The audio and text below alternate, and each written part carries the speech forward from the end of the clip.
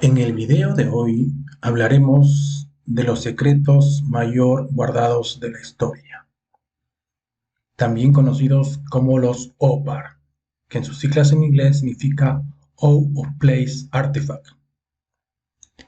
Es la denominación utilizada durante el siglo pasado para decenas de objetos prehistóricos, hallados en distintas regiones del planeta que, dado su nivel tecnológico, echan por tierra completamente la edad estimada mediante estudios físicos, químicos y o geológicos.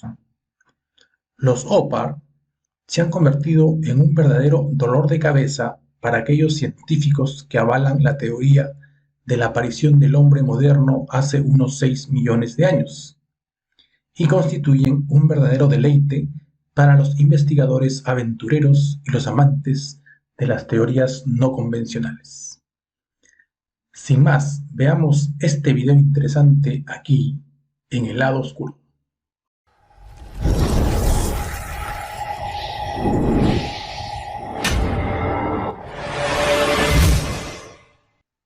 Iniciamos con algo que es muy conocido de repente por todos nosotros, pero creo que es el más importante. Estas son las esferas de Klerksdorp. Las esferas metálicas fueron halladas a lo largo de las 3 últimas décadas, de forma paulatina por diferentes mineros que se encontraban operando sobre estratos precámbricos, datados con una antigüedad de hace 2.000 millones de años. Imagínense, el hombre tiene 6 millones de años, esto es de hace 2.000 millones de años. Todas las esferas presentan formas perfectamente redondeadas y una superficie pulida, con una línea recta rodeando el diámetro mayor que frecuentemente aparece acompañada de otras 2 líneas paralelas, distribuidas hacia un lado y hacia el otro de la línea central. Debido al hecho de que han aparecido enterradas en una capa geológica cuya antigüedad aparente provoca gran contrariedad entre la ciencia oficial, son muchos los especialistas que opinan que las esferas pertenecieron a una civilización tecnológicamente avanzada y extinguida hace más de 2.000 millones de años,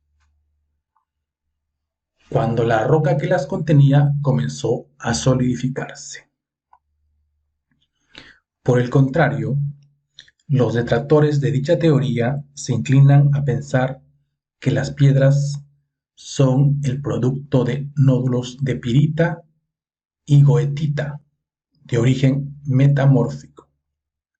No obstante, el tallado de las líneas sí que carece de argumento sostenible, tanto por su caprichoso aspecto como por la dureza del material con que tendrían que haber sido talladas. Según defienden otros investigadores, como el profesor de geología Wissenhoff de la Universidad de Potchefstroom, las esferas serían aglomerados de limonita. Sin embargo, los artefactos de Klerksdorp fueron halladas en nichos individuales, un modo totalmente contrario a la disposición en la que suelen encontrarse los aglomerados de limonita.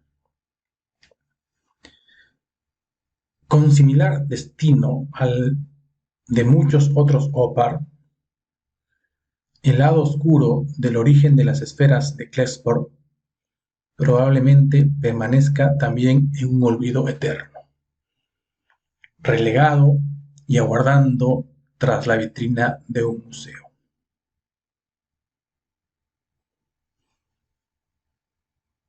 Como segundo OPAR, aquí tenemos un nuevo lado oscuro que se cierne sobre el mundo, concretamente sobre el continente asiático. Un hallazgo sin precedentes que está asombrando a todos y cada uno de los habitantes de un pequeño pueblo de Mongolia, que ha descubierto una momia de 1500 años de antigüedad, perteneciente a una mujer del pueblo túrquico ya extinguido. Lo curioso no es la existencia de esta momia en sí, sino de uno de los muchos complementos que se han encontrado, y es que el calzado que lleva usando desde hace 15 siglos son unas zapatillas muy parecidas a las míticas Adidas, con cordones incluidos, aunque algunos ya han empezado a hablar de viajes en el tiempo. El Museo de Kuop, que se hará cargo de tal hallazgo, ha querido disipar cualquier duda. En declaraciones han dicho que el descubrimiento demuestra que este pueblo eran artesanos muy habilidosos, dado que esta tumba era de solo una persona. Entendemos que sus habilidades están bastante desarrolladas. En sí, lo que vemos ahí se aprecia un calzado, digamos, moderno para la época. Pero Adidas, yo no lo veo. ¿Ustedes qué piensan?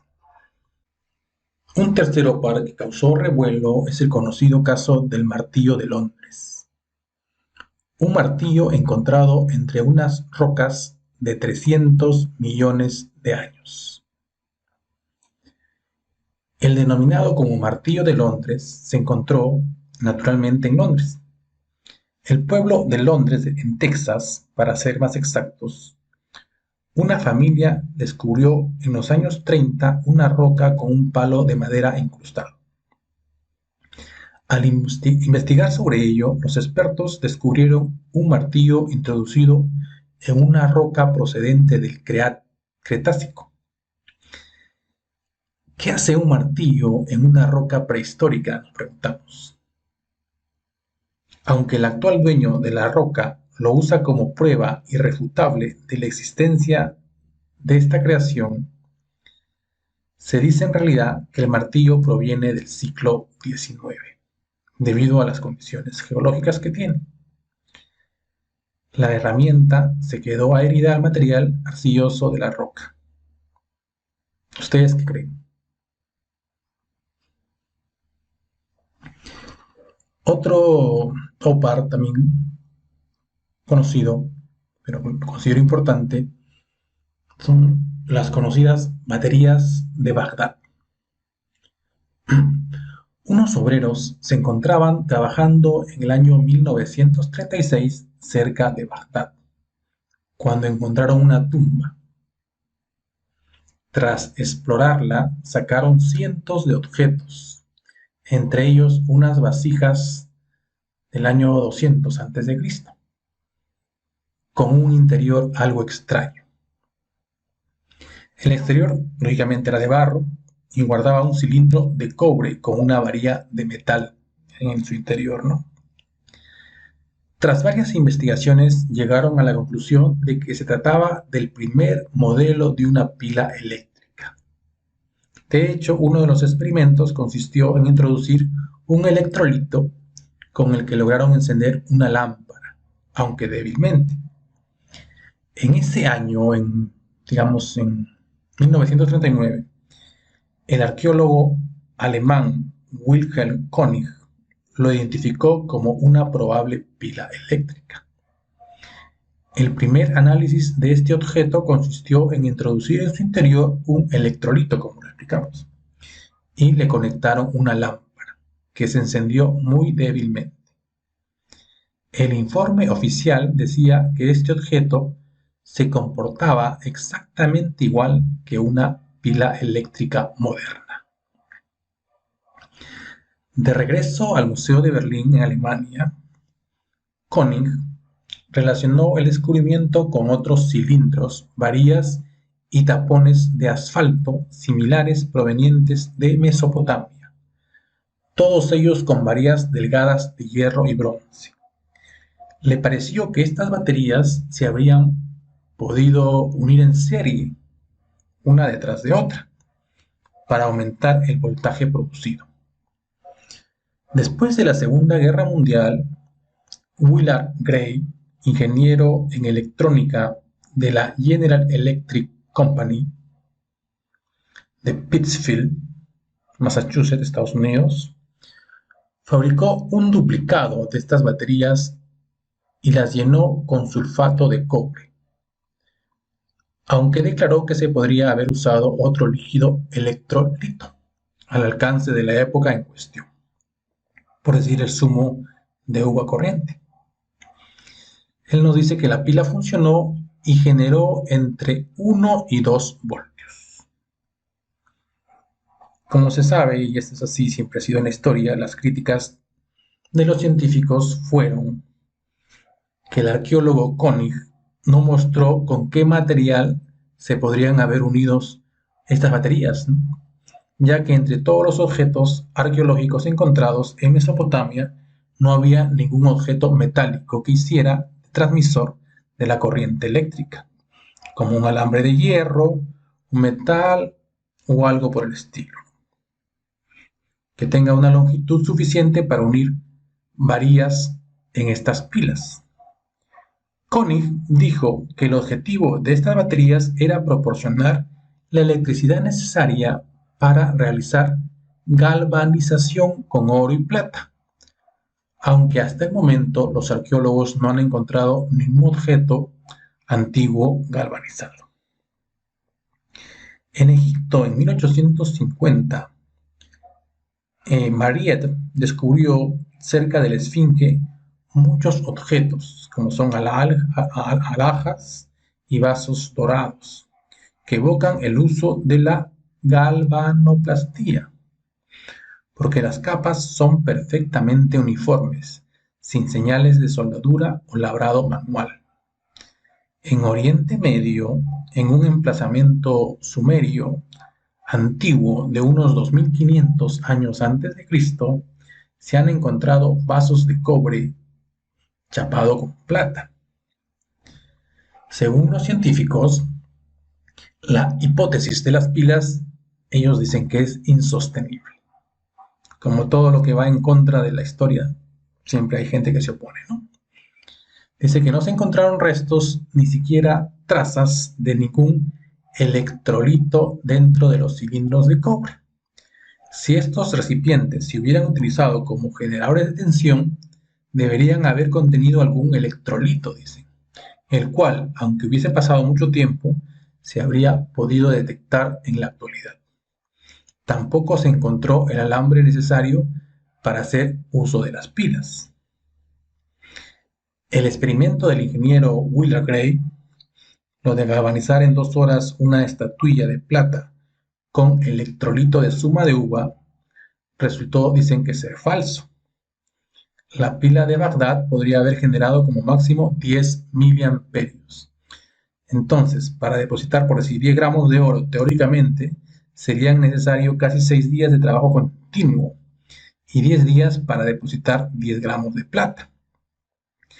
En la práctica, este tiempo se puede duplicar o triplicar.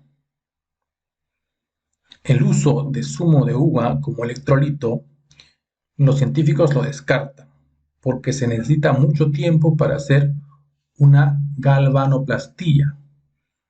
Y si se agrega vino, vinagre u otro ácido, la varilla de hierro se desintegraría en poco más de un año. Quizá por eso esas varillas no han llegado a encontrarse en estos días, ¿no creen? De repente sí usaron eso y como se deterioró, no duraba ni un año, pues desapareció. Y nace la pregunta, ¿solo usaron estas pilas para hacer galvanoplastía? ¿Acaso no pensaron en la posible utilización de la electricidad para fabricar una bombilla? ¿Será este el motivo por el cual en algunas tumbas egipcias no han encontrado huellas de hollín en el techo, en tumbas bastante profundas donde no llega el sol, ni con ayuda de metales pulidos que funcionaban como espejos? Aquí hay un misterio, un lado oscuro, ¿no? ¿Cómo es que ingresaban a esos sitios donde no había luz? De repente aquí estaba la respuesta. ¿Ustedes qué creen? Bueno, para no hacer el video tan largo, hablaré de un quinto par que también es muy conocido y tiene un lado oscuro inmenso. Este es el helicóptero de Abidos.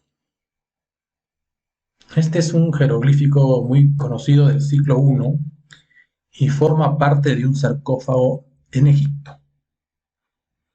En la imagen se pueden distinguir varias naves como un helicóptero, un submarino, una lancha, o hasta puedes considerarse un ovni, ¿no? Lo que ha dado pie a que cientos de fanáticos de las teorías de extraterrestres, de viajes en el tiempo o de civilizaciones pasadas superiores a nosotros hicieran cientos de conjeturas. ¿Cuál es la respuesta? Según dicen, es más sencilla de lo que parece para ellos, ¿no? Se trata de un caso de palimpsesto y de pareidolia. ¿Qué quiere decir esto? Que se trata de una regrabación, algo aparente muy común en el antiguo Egipto, nos dice, que debido a la erosión que ha dado lugar a formas que como efecto óptico nos parecen y recuerdan a objetos actuales. Pues si me preguntan a mí mi opinión, yo veo esta imagen o este jeroglifo y no creo que la erosión haga algo tan evidente como se aprecia ahí, ¿no? Los dibujos son, digamos, para esa época, ya que están excelentes, ¿no? ¿Y ustedes al ver estos jeroglíficos creen que esto se ha producido por erosión? ¿Ustedes qué opinan? Bien, espero que este video les haya gustado y espero subir videos eh, pronto. Nos vemos. Chao.